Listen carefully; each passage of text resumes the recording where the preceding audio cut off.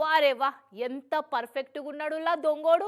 ఇంటికి తాళం వేయలే, ఊరికి పోలే, ఇంట్లో మనుషులు ఉండంగానే రెప్పకు తెలవకుండా కన్నుగుడ్డును కొట్టేసినంత పర్ఫెక్ట్గా ఇల్లంతా ఊడ్చుకోపోయిందట పట్నం రామచంద్రపురం కాడ. చూడురి. ఓరి వీని దొంగ ప్రొఫెషనలిజం పాడైపోను. మనుషులు లేని ఇల్లు కాదు, తాళాలు వేయలేదు.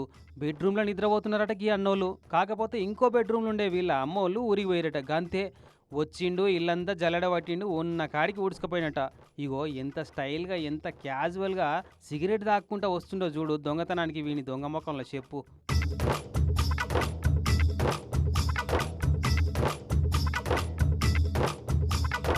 ఇంకా చూడురే అదేదో సొంత ఇంట్లోకి వచ్చినట్టే లో లో లో లో లో లో లో లో లో లో అన్నట్టే ఎట్ట నడుస్తుండో లోపలికి.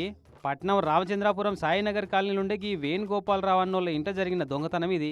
మేము బెడ్రూమ్లో కొనుక్కున్నాము. ఇంకో బెడ్రూమ్లో మా అమ్మ వాళ్ళు లేరు, ఊరికి వెళ్ళారు.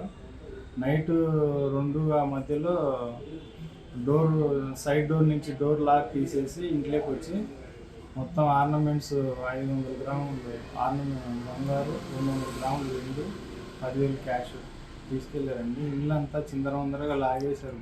ఇల్లంతా కారపొడి చల్లేశారు.